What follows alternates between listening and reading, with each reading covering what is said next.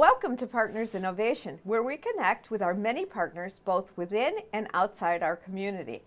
Today, it's my pleasure to introduce Rob Golub, who everyone's going to want to know, well, who is Rob Golub? He is the editor of the Jewish Chronicle. And who doesn't read the Jewish Chronicle in our community? Welcome to Rob. Hello. Hello.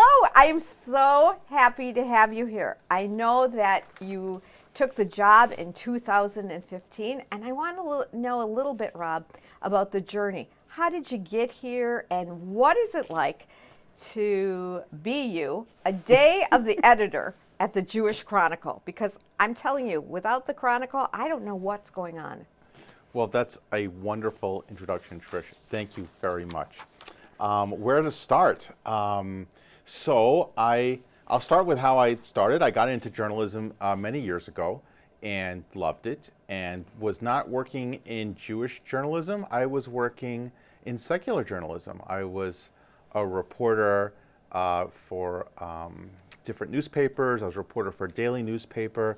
Then this wacky thing called the internet came along, and they said there's this thing called a blog. Who wants to write one? And I'm like, I don't know what that is, but I'll give it a shot. So then I wrote a blog, and then I became an online editor, and then eventually I became a local editor. Then I became editor of the Journal Times, the daily newspaper in Racine, it is a wonderful career that I've really enjoyed, seeing it from different places in the journalism world.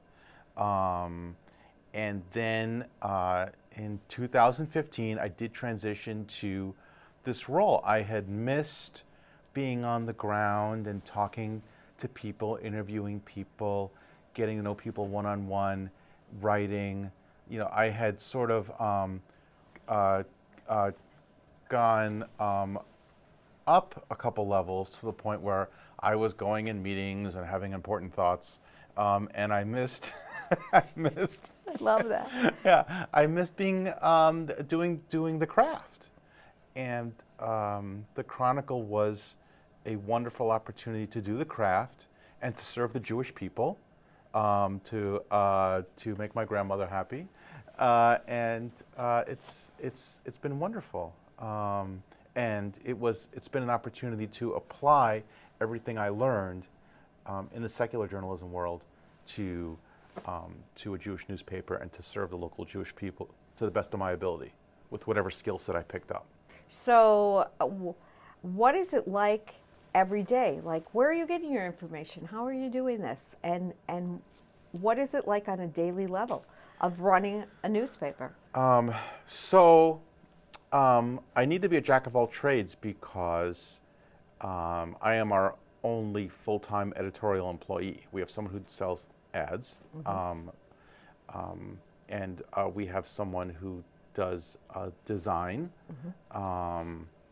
although she also does design for Federation. She's not just Chronicle, but I'm our only full-time editorial employee. So there's a lot to be done, a lot to juggle. It's not. I mean, you've got to interview people, you've got to write stories, you've got to sort of. There's like a fire hose of information that comes in, and you need to figure out what to do with that fire hose of information. It's too much to handle. I mean, because everybody wants a piece of the media, right? So there'll be somebody in New York who's sending out emails to every newspaper on a list that they can find. So I'll get hundreds of emails in a day, and you have to kind of sort through that. And make sure that I'm kind of spreading the love around. I don't want to just steer into one denomination. We shouldn't just be Reform. We shouldn't just be Orthodox. We shouldn't just be, we should have things about the arts. We should have things about schools. So it's making sure we have a variety. Yeah, so you're representing all the secular pieces. Yeah, all the pieces of all the pieces of Judaism to the best of our ability, right? And so So day to day, it's interviewing someone, it's communicating with someone about what the options are. Like they're asking for coverage. What are the best options for this? Like, is it something that maybe you would want to write for us, or we would interview you, or it would be part of a larger story, or I have a lot of tools in my toolbox. So I always encourage, for anyone who's listening, I always encourage people, if there's something that you want coverage for, come and talk to me about it, because I have a lot of tools in my toolbox, and there may be a better tool for what it is that you have that you want to communicate with the community about. That's a lot of information to have to disseminate too, which is which is really interesting. Yeah. I know that this year the Jewish Chronicle is celebrating 100 years of publications, which is a big deal, and it's happy birthday. Thank you. Which is absolutely marvelous. I know since I, was a kid, and I even knew Irving Rhodes. Okay. Did you really? Yes. Wow. And he was the editor. Mm-hmm. How many years ago was that? I don't know, but I Yeah. yeah. One Yeah, of the, he was an original editor. he was an original editor, Yeah. and just loved him. And, really, when you think back of 100 years ago that this paper started, what are you doing for the big birthday? Well, I don't feel 100 years old. I feel younger than 100 years Well, old. I'm going to tell you, you must be using oil of Olay, because we need to know your beauty secrets at the end. Right. Yes, we are very excited about 100 years. And part of what I've been doing for the celebration is to learn about our past so that we can write about it for our current readers. And I learned about Irving Rhodes more than I did previously, and other people who were involved with the beginning of the Chronicle. And one of the really neat things I learned from my research is how much they saw themselves as operating the Chronicle for the community, right? Mm-hmm. So, and this pairs up with my own kind of journalism philosophy. So, like, journalism is not for me. It's not for my ego. Mm-hmm. It's not for me to imagine that the editors who came before me would be happy. It's not for the record. I mean, it's nice if you can have things for the record. But really, journalism is for the community, to empower the community, to give them a sense of community, to give them connecting points, to make them feel like they can get involved if they want, to make them feel like they're connected with something bigger than themselves, and to keep them informed, and to give them some sense of control in a world that is sometimes an unpredictable jumble, right? Information can make you feel like you're going to have some control, and I think that's been particularly true for the last year or two.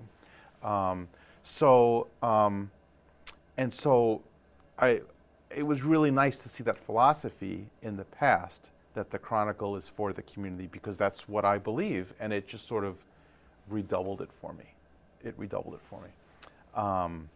So what are we doing to celebrate? So we're running these wonderful old ads. We spoke about it before we started. Yeah. These wonderful old ads that are just so clearly from another culture, from another world. It's amazing how much human culture changes in just decades, right? And we're picking out some of the more interesting ones, and people love them. We're getting a lot of feedback on it. It's a nice look at the past. We wrote an article where we sort of picked out the 10 big stories of the century, and that was an interesting exercise because we decided not to do what the 10 stories as printed were, but more like looking back, what do we see now with hindsight? What were the 10 big things that helped shape where we are today? And so that was sort of an interesting exercise. Oh, it's wonderful. Those ads are just way too much fun. Way too much fun. It's all really good. Right. Well, you know that you're our go-to for Ovation Communities events, and we like to do a lot of advertising with you. With all the technology that you're seeing out there today, And we all know this. You know, it's like you can get information and people aren't reading papers anymore. We always hear that. And it's like everything's online. You know, go to your computers, go to your iPad, whatever it is. What makes people still crave that newspaper? So I have an answer to this. I keep saying it, and I can't change the world. I just know what I think, right? Yes. So, well, first of all, let me just say, the Chronicle does also exist digitally. So we That's great. post all our stories online. We have Facebook. We have Twitter. We're very digitally involved. So it does exist digitally. The Chronicle print edition is popular. And we do sell a lot of advertising for the Chronicle print edition. It's a very healthy, robust advertising representation in the paper. If you compare it to other newspapers that are being printed today and flip through, you'll see really a lack of ads in some other print newspapers, but the Chronicle does well. And I think one reason for that is because when you have a community that feels strongly about being a community, supporting something like the Chronicle is actually in some ways supporting the community itself. People want to have a place to go for news and information and engagement, and the Chronicle provides that, and I think people recognize that, and so they want to be supportive. I also would like to think, I can't prove this, but I would like to think that the Chronicle attracts readers and therefore attracts advertising because I'm so devoted myself to engagement journalism. Maybe this is just my ego speaking. I don't know, but this is what I would like. No, I think that's totally, I think it's correct. Like, I don't see myself as just a journalist. I see myself as an engagement journalist. Right. The Chronicle should engage readers. The Chronicle, our content should be content that is local and interesting and you can't get anywhere else, and is crafted in a way with all the best engagement principles that we know about in journalism today. I've been part of, when I was at the Journal-Times, I was part of a study on these types of things. So I have like a history of thinking about these types of things. It's kind of my shtick, right? Engagement journalism. And it's what I teach to interns.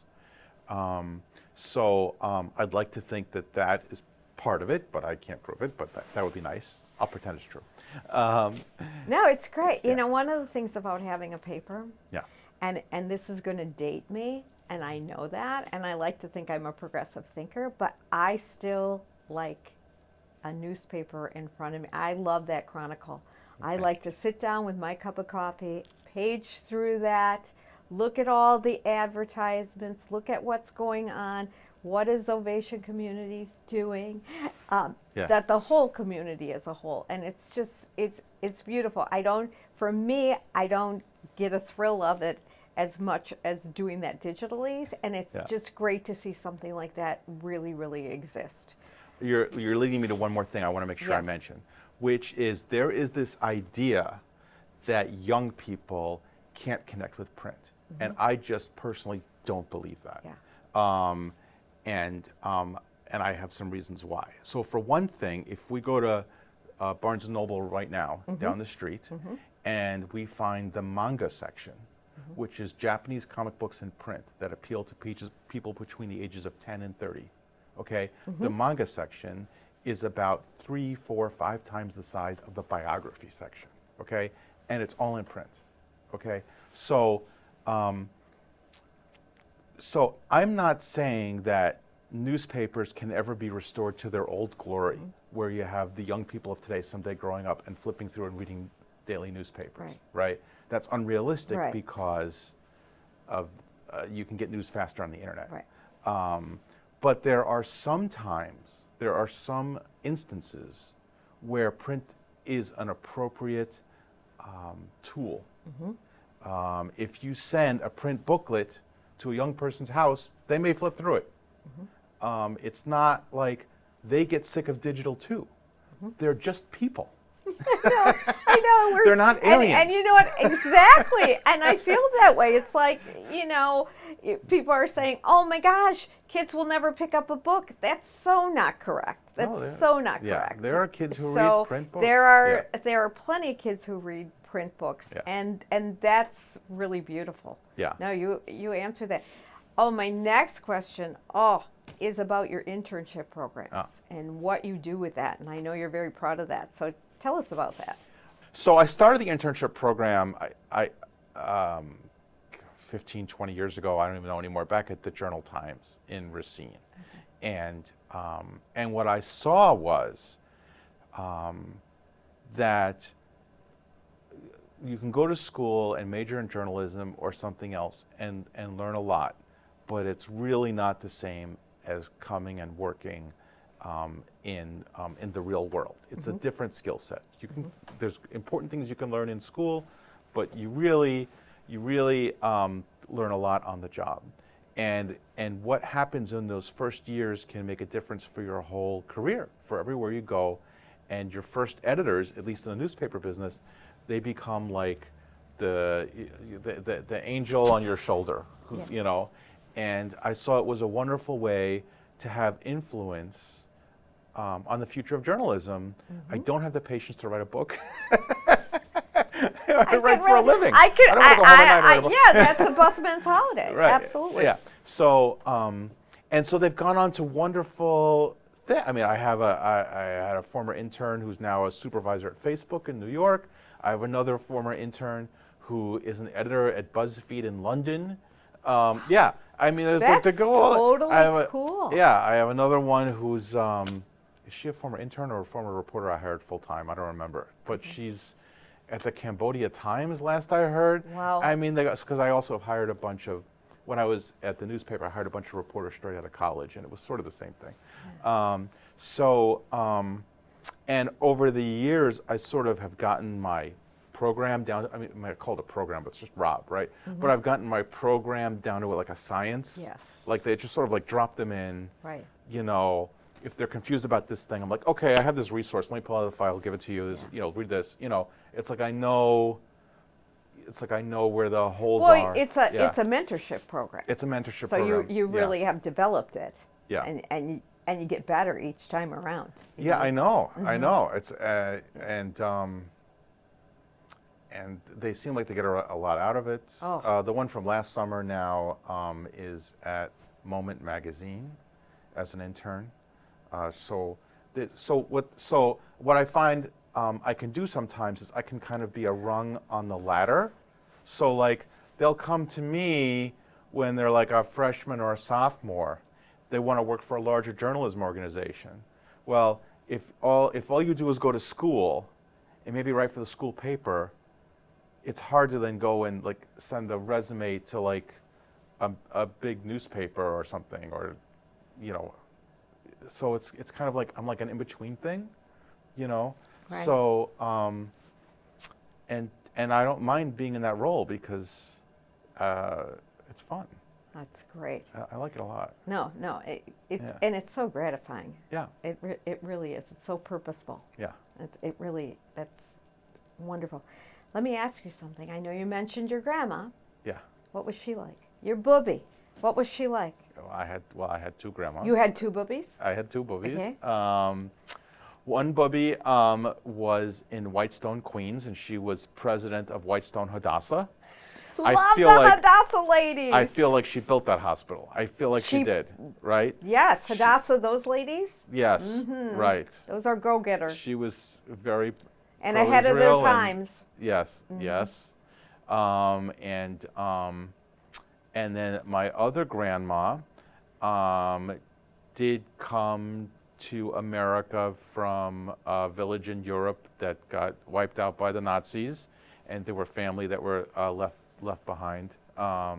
She came over earlier, and so I grew up hearing about that. She lost her sisters in the Holocaust. Wow. And both very Jewish in their hearts. A lot of love for the Jewish people and for Israel. That's beautiful. And they both make good cookies. What was your favorite? My grandma Sadie made excellent rugelach. I was going to ask you, was it going to be rugelach? It was good rugelach, right? Chocolate? What? They were like cinnamon rugelach. Cinnamon sugar. Yeah, cinnamon sugar. You gotta have sugar. How are you not gonna have sugar? The world can't exist without sugar. Right. So tell me, I always ask my guests, Yeah. tell me a really fun fact about yourself. I am a big comic book man. Okay, I have like 10,000 comic books. I have a collection. I sell them as a hobby. I collect them. I put them in order. My wife says, "Why do you put them in order and then take them out of order and then put them back in order?" Because I have to. When did you start reading comics? It's my hobby. I mean, I go to the comic book conventions. All the guys know me. If anybody's watching, hi guys. It's like, oh, there's that So it's like Rob guy. Comic-Con? What? Do you get dressed up? Do you get dressed up in the costumes? I have not Come gotten on, dressed let's hear up. it. I think you've got to do it, Rob. But Next everyone asks me that if I got dressed up. So I can't get dressed up because then I'm going to have to answer the question yes. So because everyone asks. But I did go to the San Diego Comic-Con once, and that was a lot of fun. That was a lot of fun. That's wonderful. Yes. And family? Family? What about? I have my wife, and my daughter Hannah is 18. She just graduated from Whitefish Bay High School, and she starts. Mazel tov. Thank you. She starts in Madison in September. That's fantastic. And that's our only daughter. We are about to become empty nesters. God help me. Yeah. That's pretty wonderful. I know it feels a little, but it's all wonderful. Right. Mazel tov. Thank you. I want to thank you for being my guest. I also want to tell you really a big mazel tov on 100 years. Thank you. And I hope that there's another 100 years, which is great. And it was really fun having you here today. This was fun. Thank you, Rob. Thank you. Thank you for watching today's episode. If you like what you saw, please make sure to subscribe to our channel and click the notification bell. You can also find us on Facebook and LinkedIn. Goodbye. Have a great day.